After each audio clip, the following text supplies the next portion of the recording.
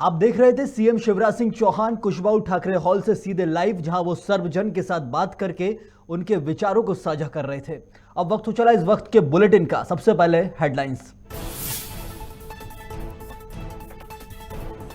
प्रधानमंत्री नरेंद्र मोदी कर सकते हैं महाकाल मंदिर कॉरिडोर का शुभारंभ। सीएम शिवराज सिंह चौहान ने पीएम मोदी को दिया निमंत्रण। महाकाल मंदिर कॉरिडोर के पहले चरण का होना है उद्घाटन। मध्य प्रदेश में कोरोना के मिले 6,516 नए केस। भोपाल में 1288 तो जबलपुर में 446 और ग्वालियर में 129 पॉजिटिव मामले आए। प्रदेश में हुई 9 लोगों की मौत। एमपी में गिरे ओले, सर्द हवाओं के कारण 4 डिग्री गिरा दिन का पारा। पूरे प्रदेश में बढ़ी ठंड।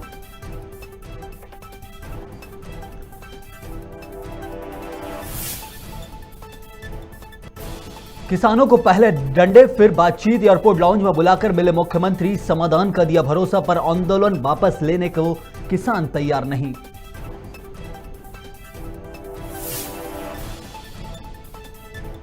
और उत्तर प्रदेश के बाद अब मध्य प्रदेश में भी जगहों के नाम बदलने का दौर शुरू। मंत्री सारंग ने की सरकार से नाम बदलने की अपील। भोपाल का नाम भोजपाल करने की रखी मांग।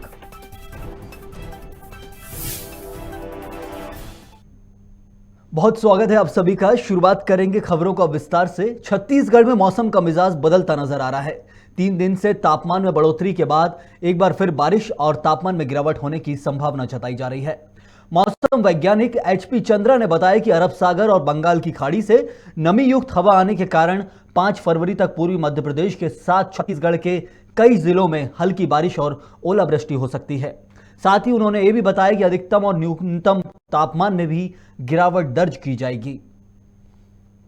अभी फिलहाल चूंकि अरब सागर से पश्चिमी हवा है, वो नमी लेकर के आ रहा है। दूसरी चीज़ है कि बंगाल की खाड़ी से दक्षिणी हवा नमी लेकर के आ रहा है, जिसके कारण से आज ईस्ट एमपी के ऊपर जो छत्तीसगढ़ से लगा हुआ क्षेत्र है वहाँ पर विंड कॉन्फ्लुएंस जोन बनने की संभावना है, जिसके कारण से सरगुजा और बिलासपुर संभाग में अनेक स्थानों पर हल्की से मध्यम वर्षा होने अथवा गरज चमक के साथ छींटें पड़ने की संभावना है।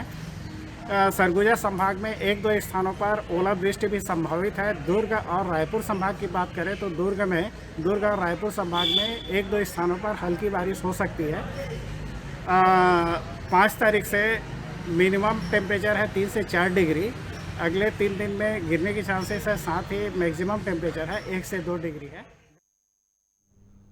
उत्तर प्रदेश के बाद अब मध्य प्रदेश में भी जगहों के नाम बदलने का दौर शुरू हो गया है। लिहाजा होशंगाबाद जिले का नाम नर्मदापुरम और बाबई को माखन नगर कर दिया गया है। तो वहीं दूसरी तरफ चिकित्सा शिक्षा मंत्री विश्वास सारंग ने राजधानी भोपाल का नाम भोजपाल करने की मांग की है। उन्होंने कहा कि मध्य प्रदेश की राजधानी का नाम बदलने को लेकर मैंने सरकार से पहले भी अपील की थी। टीकमगढ़ जिले के में भी कुंडलेश्वर धाम अब शिवपुरी जो था वो अब कुंडलेश्वर धाम कहलाएगा। बाबा कुंडलेश्वर की कृपा, उनकी अनुकंपा इस जिले सहित पूरे मध्य प्रदेश में है और ये बहुत प्रसन्नता की बात है कि सरकार ने ये निर्णय लिया है और क्षेत्र की जनता को इससे जहां एक और इस बात की आभास होगा कि हम सब कुंडलेश्वर भगवान की असीम अनुकंपा से उनके प्रजा के रूप में रह रहे हैं, तो उसके साथ साथ फिर वही बात है कि पुराने वो गलतियां जिनके कारण हमें गुलामी का और इस तरह की भावनाएं हमारे मन में आती थी, वो सब समाप्त हो। अनूपपुर जिले के रामनगर थाना क्षेत्र में आबकारी विभाग ने झीमर नाला किनारे कई स्थानों से 2280 किलो लाहन से भरे 152 प्लास्टिक के डब्बे बरामद किए हैं और जब्त लाहन की कीमत लगभग 45,000 रुपए बताई जा रही है। प्लास्टिक के डिब्बों को जमीन में गाड़ कर छुपाया गया था, जिसे आबकारी अमले ने जमीन से खोदकर बरामद किया। वहीं मौके पर कोई आरोपी नहीं मिलने से लाहन को जब्त कर अज्ञात आरोपियों के खिलाफ धारा 34(1) के तहत प्रकरण दर्ज कर आरोपियों की तलाश शुरू कर दी गई है।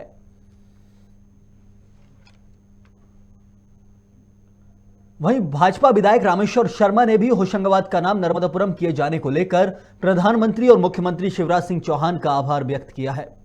उन्होंने कहा कि पीएम मोदी की अगुवाई में देश में गुलामी के प्रतीक चिन्हों के नाम बदला, ये स्वागत और अभिनंदन योग्य फैसला है। साथ ही उन्होंने तीखे अंदाज में कहा कि हुमायूं, बाबर, अकबर और औरंगजेब ये सभी लुटेरे थे, इनके नाम निशान मिटा दिए जाएंगे। साथ ही साथ उन्होंने ओबेदुल्लागंज को रामगंज और शाहजहानाबाद के भी नाम बदलने की बात कही है। नरेंद्र मोदी जी को मध्य प्रदेश की जनता की ओर से हृदय से धन्यवाद देता हूं। मैं आदरणीय मुख्यमंत्री शिवराज सिंह चौहान जी का भी आभार और धन्यवाद व्यक्त करता हूं कि उनने जो होशंगाबाद लुटेरे के नाम से होशंगाबाद का नाम था उसको बदलकर पहले नर्मदापुरम संभाग किया और अब मां नर्मदा की गोद और आंचल में खेले हुए शिवराज जी ने अपनी मांग को दोहराते हुए माननीय प्रधानमंत्री जी से अब उस स्थान को नर्मदापुरम के नाम से जाना जाएगा। होशंगाबाद लुटेरे के सारे जितने भी कलंक हैं वो सब धोए जाएंगे और ये भारत के अंदर एक अच्छी प्रवृत्ति शुरू हुई है माननीय प्रधानमंत्री जी के नेतृत्व में। जो लुटेरे हैं, जिनने इतिहास को लूटा है, जिनने मठ और मंदिर तोड़े हैं, ऐसे लुटेरों के नाम पर अगर कोई नगर और शहर है तो उनको भी बदला जाए। ओबेदुल्लागंज क्या है, इसको बदलो, रामगंज करो, ऐसे सारे नाम बदलो।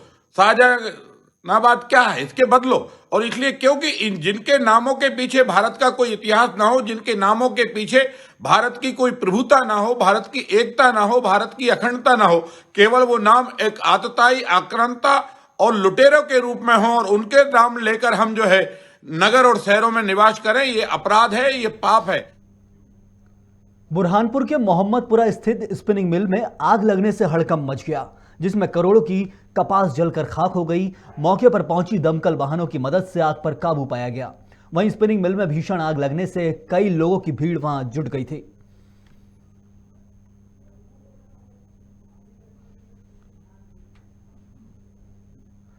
खबर अलीराजपुर से, जहां आंबुआ में एक व्यक्ति की धारदार हथियार से हत्या का मामला सामने आया है। आरोपी चांद्रा ने आपसी रंजिश के चलते व्यक्ति की मौत के घाट उतार दिया और वहां से फरार हो गया। मामले में परिजनों सहित ग्रामीणों ने काफी आक्रोश जताया है और आरोपी के खिलाफ कड़ी से कड़ी कार्रवाई करने की मांग की है।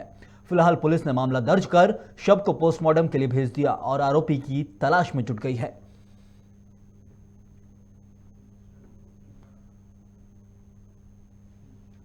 रायपुर के चंगोरा भाटा रहवासियों को बेदखल करने के विरोध में भाजपा पार्षद दल ने नगर निगम को घेरा है। साथ ही राज्य सरकार और निगम महापौर एजाज ढेबर के खिलाफ जमकर नारेबाजी की है। क्षेत्र में सालों से गुजर बसर करने वाले 270 रहवासियों को रेलवे प्रबंधन ने घर खाली करने का नोटिस दिया था, जिसमें भड़के रहवासियों ने भाजपा पार्षद दल के साथ मिलकर निगम प्रशासन से प्रधानमंत्री आवास के तहत उन्हें विस्थापित करने की मांग की है, जिसमें निगम आयुक्त ने हितग्राहियों की जांच कर प्रधानमंत्री आवास योजना के तहत मकान आवंटित करने का आश्वासन दिया है। रेलवे विभाग के द्वारा अपनी रेल लाइन के विस्तारीकरण के संबंध में कुछ अतिक्रमणकारी झुग्गी बस्तियों में हटाए जाने के नोटिस दिए गए हैं, जिसके संबंध में भाजपा विपक्षी दल के पार्षदों के द्वारा यहाँ पे ज्ञापन दिया गया है। इसमें नगर निगम के द्वारा ना होकर ये रेलवे विभाग द्वारा उन्हें हटाए जाने की कार्यवाही की जा रही है। इनकी मुख्य मांग हमारे नगर निगम से ये है कि हम उन्हें विस्थापित करें। तो रेलवे विभाग द्वारा जो अतिक्रमण हटाया जा रहा है उसके पश्चात विस्थापितों को नियमानुसार यदि आवास की पात्रता बनती होगी तो हम अपने निगम से वो कार्यवाही करेंगे। भाई जो मांग हो रही है, इनका मांग है कि अगर वहाँ हटाया जाता तो आप लोग को आवास की व्यवस्था है।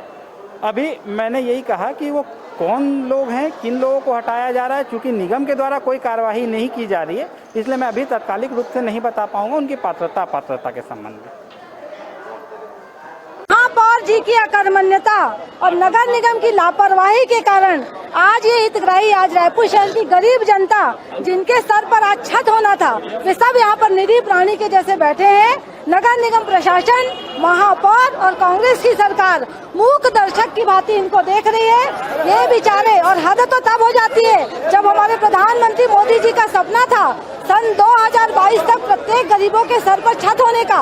इन अधिकारियों की लापरवाही के कारण ये योजना फलीभूत नहीं हो पा रही है। और हद तो तब हो जाती है जब चंगोरा भाटा में पूरा प्रधानमंत्री आवास योजना का सर्वे होने के बावजूद इन परिवारों को इनकी फाइलें दबा दी जा रही है, रोकी जा रही है। एक द्वेष के तहत इन सब विषयों को लेकर आज हम यहाँ पर उपस्थित हुए हैं। महापौर जी का इन अधिकारियों से रिश्ता क्या कहलाता है हमको समझ में नहीं आता। न तो प्रधानमंत्री आवास योजना की एक भी बार समीक्षा बैठक होती है, न नगरीय प्रशासन मंत्री समीक्षा लेते हैं, न आयुक्त महोदय अपने अधिकारियों की समीक्षा लेते हैं।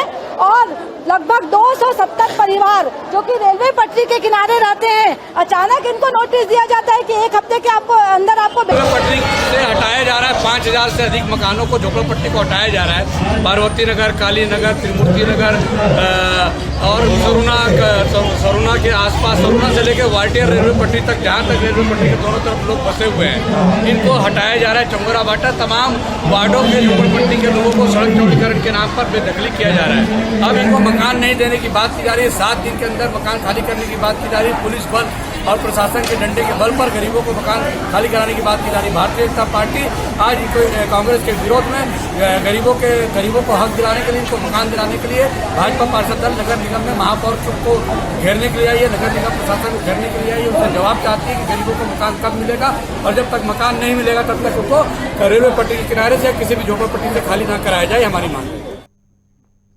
कभी दुकानों पर बर्तन साफ करने तो कभी ढाबों पर लोगों को भोजन परोसने का काम करने वाला किशोर अब भोपाल में करेगा पढ़ाई। बच्चे की गरीबी को देख एसपी प्रदीप शर्मा ने न सिर्फ बंधुआ मजदूर से उसे मुक्त कराने में सहयोग किया, बल्कि अब उसकी पढ़ाई के लिए भी वे आगे आए हैं, जिसके लिए उन्होंने किशोर को स्कूल से दाखिला दिलाने की बात कही है। साथ ही उन्होंने बच्चे की जरूरत पूरी करने का आश्वासन भी दिया है। बता दें, इस बात से नाबालिग भी बेहद खुश है कि वह अपना सुनहरा भविष्य अब बना सकेगा। अभी इसको बालग्राम भोपाल में भेजा जा रहा है। वहाँ पर इसके रहने खाने पढ़ाई का प्रबंध शासन द्वारा किया जाएगा। साथ ही ये बच्चा चाइल्ड लाइन के माध्यम से आज मैंने आया भी था मिलने के लिए, तो हम लोगों ने फैसला लिया है पुलिस परिवार की तरफ से कि इसकी जो भी किताबों का खर्चा होगा, जो भी ये पढ़ना चाहेगा, वो हम लोग स्वयं उठाएंगे।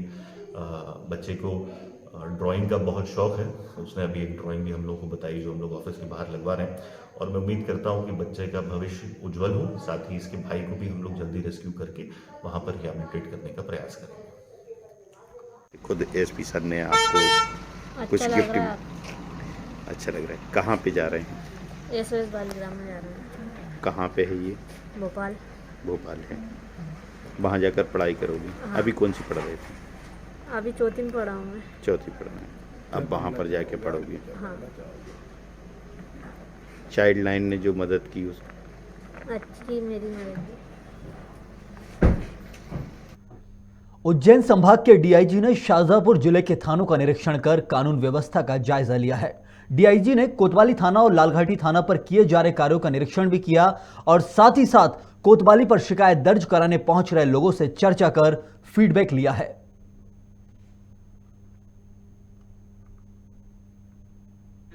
आज जैसे यहाँ पर जितने लोग भी आए, चाहे किसी भी काम से थाने आए, चाहे वो अपने वेरिफिकेशन के कंसर्न में आए, चाहे अपने FIR लिखाने आए, चाहे शिकायत करने आए, चाहे कोई भी कंप्लेन करने आए या किसी जांच में बुलाया गया, तो उनका डिटेल लिखा जाता है। और उसके पीछे उद्देश्य वही है कि हम हमारी जो पारदर्शिता हम उसमें अधिक से अधिक रखें।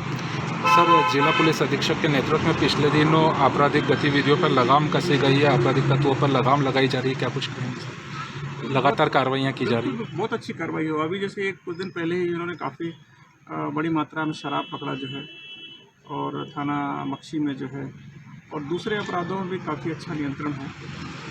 और सामान्य तौर पर अभी किसी प्रकार की कोई ऐसी बात नहीं है। और कानून व्यवस्था भी आप देख रहे होंगे, टोटली कानून व्यवस्था में कोई ऐसी अप्रिय स्थिति अभी तक काफ़ी दिनों से निर्मित नहीं हुई। इसका मतलब है कि पुलिस अधीक्षक के नेतृत्व में यहाँ पे जो भी व्यवस्थाएं हैं पुलिस की, वो काफ़ी चाक-चौबंद है। भोपाल जिले के बैरसिया स्थित गौ सेवा भारती गौशाला में सैकड़ों गायों की मौत हो गई थी, जिसको लेकर कांग्रेस ने चौपड़ बाजार से बस स्टैंड चौराहे तक पैदल मार्च निकाला और गौ माता की पूजन की।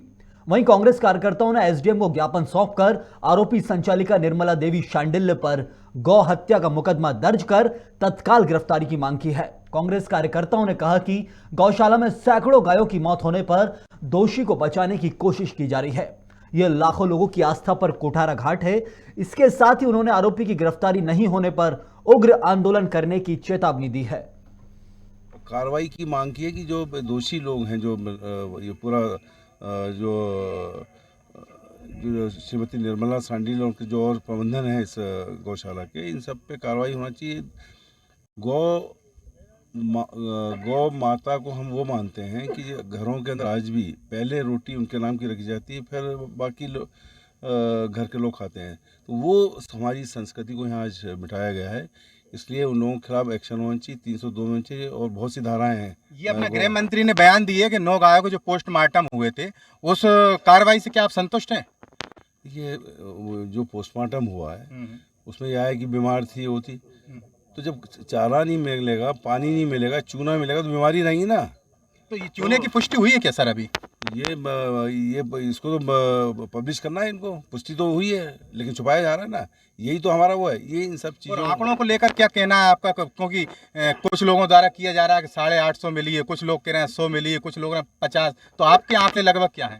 मेरे ख्याल आपने भी तफ्सीस की होगी, 1000 से कम नहीं है। और ये मामला केवल बेरसिया में नहीं, ये दतिया में भी हुआ है, ये मुरैना में भी हुआ, आगर में हुआ, लगातार ये चल रहा है। तो इसका कारण क्या है कि मतलब गौ माता पूरे प्रदेश में परेशान? इसका मुख्य कारण क्या है? इसका मुख्य कारण ये है कि ये गौ संवर्धन बोर्ड बनाया है, ये इनके काम है देखने की, ये देख नहीं रहे और ये पैसा लेके ये खा पी गए, विधायक निधि से ले लिया, सांसद निधि। ये एक बड़ा कांड है, घपला है। इसीलिए हम कह रहे हैं इस पूरे मामले की CBI से जांच हो, हाई कोर्ट की सिटिंग जज की निगरानी, और ये सब मामले हम विधानसभा में उठाएंगे। शहडोल के रेत खदानों में नियम विरुद्ध तरीके से मशीनी उपकरणों का उपयोग कर सोन नदी का सीना छलनी कर पर्यावरण को क्षति पहुंचाने के कई मामले सामने आ रहे हैं। आपको बता दें कि जिले में लगभग 50 रेत खदानों में वंशिका कंपनी का कब्जा है, जहां वे नियम विरुद्ध रेत निकालकर राजस्व को चूना लगा रहे हैं, जिससे पर्यावरण को बुरा असर पड़ता है। दरअसल कारोबारियों द्वारा नियम कानूनों को दरकिनार कर न केवल नदियों का बल्कि नदी के बीचों बीच सड़क बनाकर दूसरे जगह से रेत उत्खनन कराया जा रहा है, लेकिन उन्हें ऐसा करने से कोई भी अधिकारी वहां नहीं रोक रहा है। कहां से आए हो? शहडोल से। शहडोल से। कौन सी खदान है ये? साबो खदान। साबो। तो रेता किससे लेते हो? मशीन से? हाँ। हैं? हाँ। किससे लेते हो? मशीन से। अच्छा, सब गाड़ियां मशीन से लेते हैं? अच्छा, तो ये नदी से लोड करवाते हो? हाँ, नदी से होता है। वैसे तो उनके माइनिंग प्लान में लाइट एक्सकेवेटर की अनुमति है, तो पॉपुलर मशीन वगैरह लाइट एक्सकेवेटर में ही आती हैं। हैवी माइनिंग मशीन में हैवी अर्थ मूवर्स थोड़ा सा बड़ी खदानों में रहती है, मेजर मिनरल की। तो भी अगर नदी के बीच में रास्ता बना है तो उसको दिखवा देंगे। कई खदानों में क्या हुआ है, पहले रेत सरफेस पर थी, वो जहाँ काम कर रहे थे वहीं काम कर रहे हैं। अब थोड़ा बारी पानी की यदि नदी में लेवल बढ़ता है तो स्वाभाविक है वो उस एरिया को छोड़ते नहीं है रेत के लिए। हम दिखवा लेंगे, उसको बंद करवाएंगे। इस बुलेटिन में फिलहाल के लिए इतना ही। खबर भारत में लगातार जारी हैं, आप देखते रहिए खबर भारत।